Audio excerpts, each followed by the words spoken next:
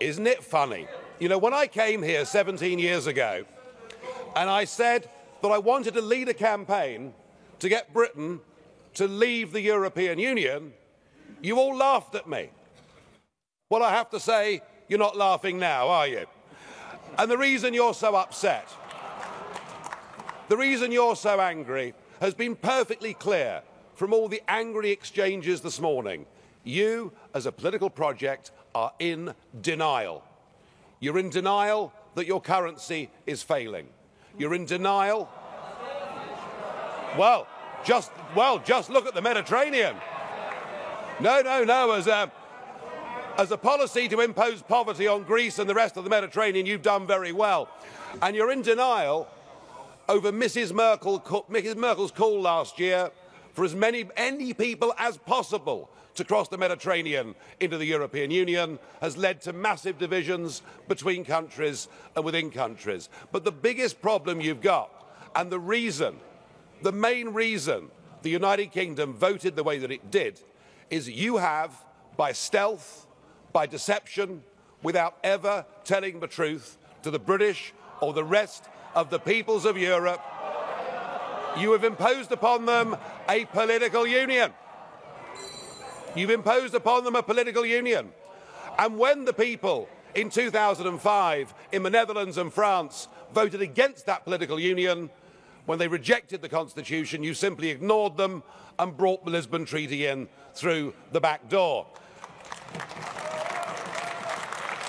What happened last Thursday was a remarkable result. It was indeed a seismic result, not just for British politics, for European politics, but perhaps even for global politics too, because what the little people did, what the ordinary people did, what the people who have been oppressed over the last few years and seen their living standards go down, they rejected the multinationals, they rejected the merchant banks, they rejected big politics, and they said, actually, we want our country back.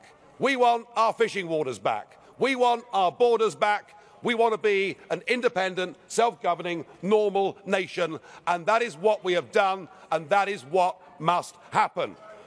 And in doing so, we now offer a beacon of hope to Democrats across the rest of the European continent. I'll make one prediction this morning.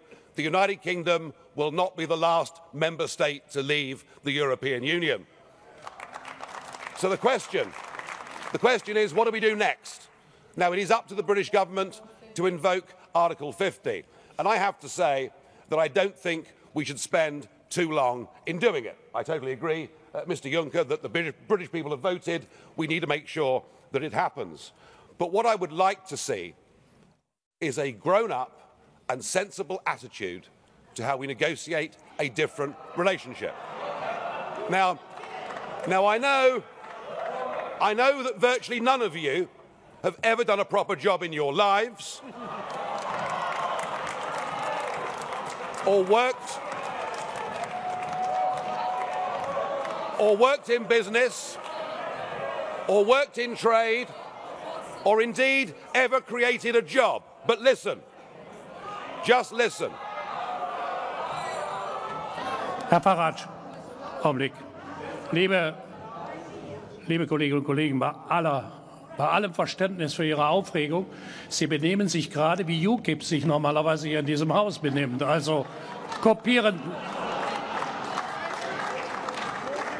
Sie sie nicht. Herr Farage, ich will Ihnen allerdings eins sagen.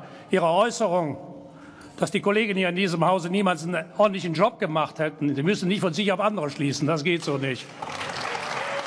Thank you. Now, you're quite right, Mr. Schulz. UKIP used to protest against the establishment, and now the establishment protests against UKIP. So something has happened here. Let us listen to some simple, pragmatic economics. Between your countries and my country, we do an enormous amount of business in goods and services. That trade is mutually beneficial to both of us. That trade matters. If you were to decide to cut off your noses, to spite your faces, and to reject any idea of a sensible trade deal, the consequences would be far worse for you, than it would be for us. And even no deal is better for the United Kingdom than the current rotten deal that we've got.